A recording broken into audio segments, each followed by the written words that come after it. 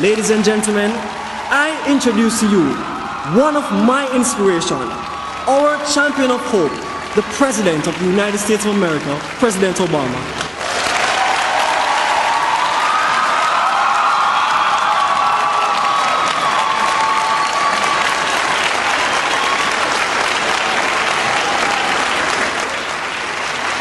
Thank you. Thank you very much. Thank you. Greetings, Massive. Hey. Wagwan, Jamaica.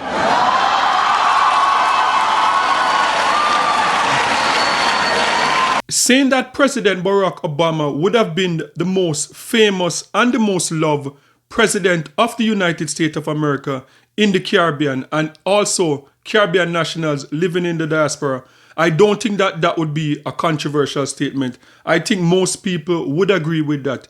The only president I can recall coming as close to Barack Obama in terms of the way how Caribbean nationals feel about a president would have been President Clinton. President Clinton was loved back in the days, but I still believe that Barack Obama is the most loved president in our lifetime. But in recent time, we have seen a steady decline in the way how people feel about President Barack Obama and First Lady Michelle Obama. And it did not help this week when this controversy came out with Barack Obama on a recent podcast with Michelle Obama and her brother, when he was talking about young men and young men needing role model in their life. And he went on to say that every young man needs a gay role model in their life.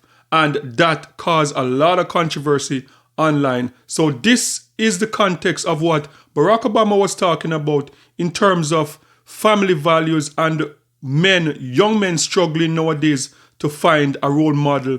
And he alluded to the fact that he had a professor that was gay and the impact that that professor had on his life, and that young men, even coming from a home with a strong father, would benefit from having a gay role model in their life. So this is what President Barack Obama had to say. Even if you have a wonderful male partner who's in the house, I think it still would be good to find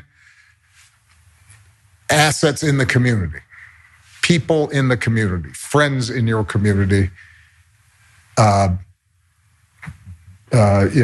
places of worship, community organizations, what have you, where there are a bunch of men who can be sort of elders to boys. And so they're not just looking at one particular role model, but many. And one of the things when Michelle and I first started dating and I'd go over to your guys' house, one of the things I loved was just, seeing all your uncles and your cousins. And there were a bunch of different kinds of men. There were men that were kind of soft-spoken, and then there were men that were loud, and there were men who were engineers, and then there were men who were police officers, or they drove a jitney cab. Yeah. Right? And that's one of the things that I think a lot of times boys need is not just exposure to one guy. One dad. No matter how good the dad is. He can't be everything. He can't be everything. And that boy may need somebody to give the boy some perspective on the dad. Yeah, right? Yeah. One of the most valuable things I learned as a guy was I had a gay professor in college at a time when openly gay folks still weren't out of line, who became one of my favorite professors and was a great guy and would call me out when I started saying stuff that was ignorant. You need that to show empathy and kindness. And by the way, you need that person in your friend group so that if you then have a boy who's gay or non-binary or what have you, they have somebody that they can go, okay, I'm not alone in this. Okay, so that was former President of the United States, Barack Obama. So sound off in the comment section and let me know. Did you have a problem with that statement coming from the former president, that about the impact that a gay man could have on a young man in society, being a role model to a young man? Do you have a problem with that statement? And also, Barack Obama in 2008 compared to Barack Obama now, do you remember how you felt about Barack Obama when Barack Obama just became the first black president in America? And I can remember the night when Barack Obama won, and I stayed up all night watching the election result. And I can remember the emotions.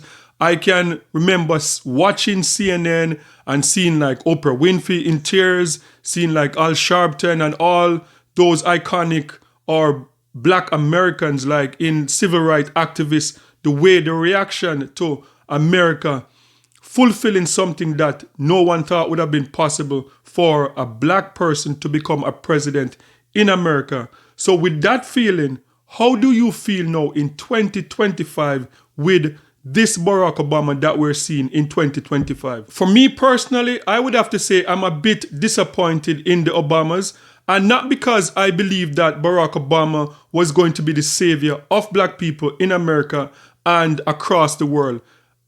I am not one of those persons that thought that when Barack Obama became the president of America, that mean all African Americans were going to be like favored more than any other groups. That was not a realistic thing to think.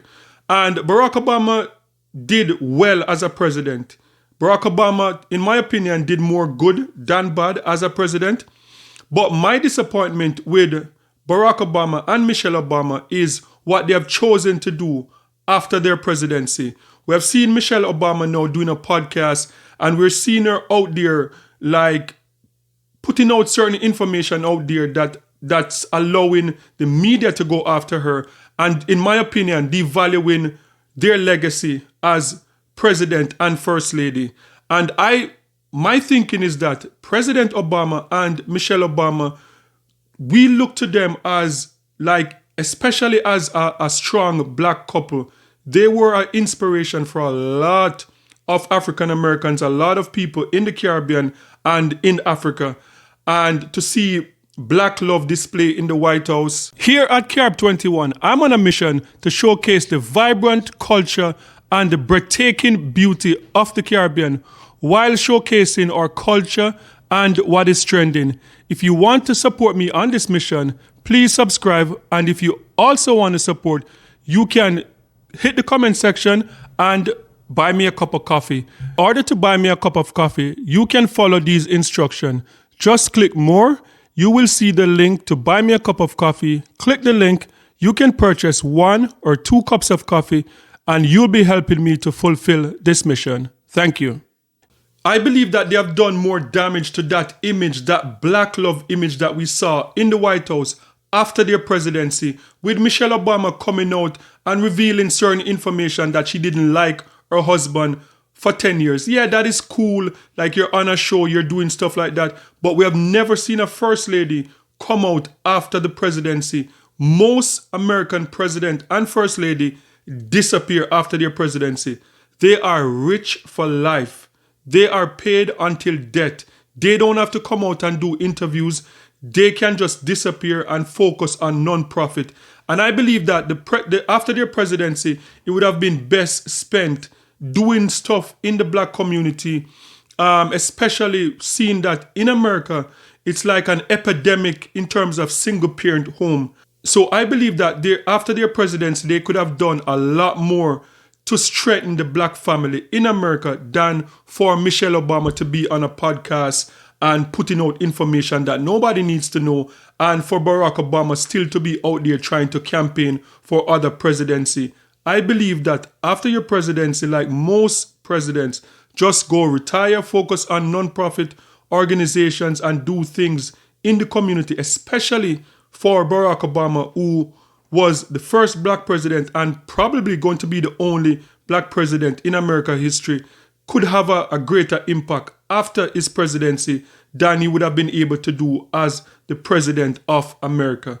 So guys, sound off in the comment section and let me know your thoughts on this. Do you still feel the same way about President Barack Obama that you felt the night that he won and during his first presidency. And I know on his visit to Jamaica, as I said, like in Jamaica, you would have think that it was the second coming when Barack Obama went to Jamaica to visit Jamaica. And I have some images coming out of Jamaica from Barack Obama's first visit to Jamaica over 10 years ago. Let's take a look. Yeah, I've been making myself at home here. It is great to be in beautiful Jamaica. Not only because I'm proud to be the first president of the United States to visit in more than 30 years, but because I just like the vibe here. So, today I'm announcing nearly $70 million in U.S. investments in education, training, and employment programs for our young people throughout Latin America and the Caribbean. If China is making investments that are building up infrastructure or improving education or helping the people, then we welcome that. We think that's great. The only thing is you got to make sure you look at what strings may be attached. How U.S. is visioning, how would you see Jamaica pushing forward on a decriminalization, legalization emphasis on the hemp industry? Give thanks. I know on paper a lot of folks think, you know what, if we just legalize marijuana, then it'll reduce the money flowing into the transnational drug trade. There are more revenues and jobs created. I have to tell you that it's not a silver bullet. Because, first of all, if you are legalizing marijuana, then how do you deal with other drugs? And where do you draw the line? And if we combine a public health perspective, a focus on not simply throwing every low-level person with possession into prison, but trying to get them treatment, we combine that with economic development and alternative opportunities for youth, then I think we can strike the right balance. I actually felt good as a UNICEF Goodwill Ambassador, and I think the part that I talked about was the fact that he mentioned how important early childhood education is and how important it is to the growth of our country. And I think that was the touching point for me in his speech and his presentation, because persons tend to neglect how important it is to focus on our children, because they are the ones who will actually pave the way. And I actually felt excited to be here today to meet the United States of America's President, Mr. Barack Obama, and I just felt like this is a once-in-a-time experience, and it was really good for me to see him. And I also learned that no matter what in life, you must not give up, chase after your dreams. And I just thought that, just felt this important to me. I felt fantastic. Thank you for watching this video, and don't forget to like, share, and subscribe for more amazing content. And remember, peace. I'm out. Thank you for watching this video, and don't forget to like, share, and subscribe for more